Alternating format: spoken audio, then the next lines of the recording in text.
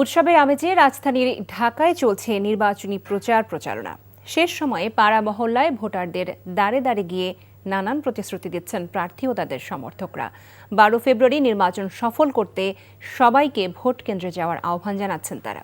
দেখুন apple শাহরিয়ারের report. বহুল প্রত্যাশিত ত্রয়োদশ জাতীয় সংসদ নির্বাচনের আর বাকি মাত্র 5 দিন। রাজধানী ঢাকার আসনগুলোতে জমজমাট নির্বাচনের মাঠ। প্রচারণার শেষ সময়ে ব্যস্ততা বেড়েছে প্রার্থী ও তাদের কর্মী সমর্থকদের।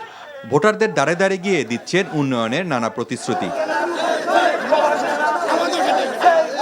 উত্তর বাসাবোর 4 নম্বর ওয়ার্ডে গণসংযোগ করেন ঢাকার 9 আসনের বিএনপি মনোনীত প্রার্থী হাবিবুর রশিদ হাবিব। জানান নগর উন্নয়নে তার প্রতিশ্রুতির কথা। এই এলাকার মানুষ যে নাগরিক সুবিধা বঞ্চিত, সেটাতে আমিও বঞ্চিত। আমাদের রাস্তাঘাটগুলি আসলে সংস্কার প্রয়োজন, আমাদের চিকিৎসা সুবিধা আরও উন্নত করা প্রয়োজন। এলাকায় গ্যাসের সমস্যা ব্যাপক, আমাদের মা খালারা রাত জেগে সবার রান্নাবান্না করতে হয়। কিছু ইউনিয়ন আছে যেখানে বড় বড় বাঁশের সাঁকো আছে। আসলে সিটি কর্পোরেশনের মধ্যে এত বড় বড় বাঁশের সাঁকো থাকবে, এটা কল্পনাই করা যায় না। জুমার নামাজ শেষে মুসল্লিদের সাথে কুশল বিনিময় এবং লিফলেট বিতরণ করেন ঢাকা 12 আসনের জামাতের মনোনীত প্রার্থী সাইফুল আলম খান মিলন।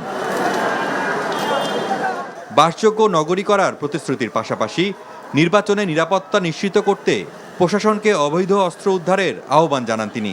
হকার পুনর্বাসন করা দরকার, উচ্ছেদ কোনো সমাধান নয়। টাকা পয়সা এখানে আসতেছে, অবৈধ অস্ত্র আসতেছে। আমাদের এই 12 আসনে 2 জন হত্যা হয়েছেন, তো এখানে সহজে বোঝা যাচ্ছে যে অবৈধ অস্ত্র আছে ও মাসেলম্যানরা এখানে আছে। তো আমার আবেদন হলো এই অবৈধ অস্ত্র উদ্ধার করা উচিত এবং মাসেলম্যানদেরকে আইনের আওতা আনা উচিত।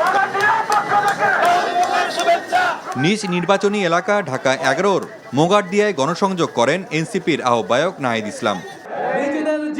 এর আগে সাভারে নির্বাচনী জনসভায় ফ্যাসিস্ট পুনর্বাসনের কোনো পরিকল্পনা বাস্তবায়ন হতে দেয়া হবে না বলে হুঁশিয়ারি দেন তিনি।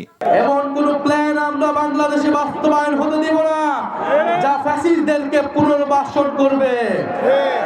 এমন কোন প্ল্যান আমরা বাংলাদেশে বাস্তবায়ন হতে দেব না যা বাংলাদেশে আবার আধিপত্যবাদী রাজনীতি তৈরি করবে। ঢাকা 10 আসনে ধানমন্ডিতে প্রচারণা চালিয়েছেন ধানের শীষের প্রার্থী Sheikh Rabiul Islam.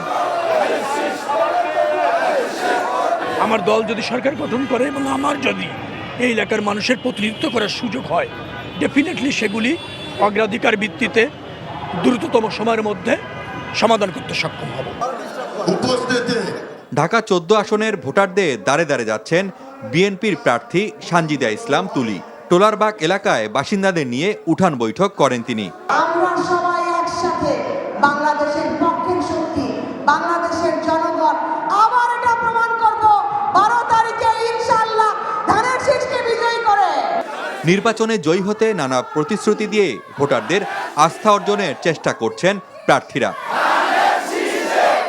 Apple Shahriar, NTV news, Dhaka.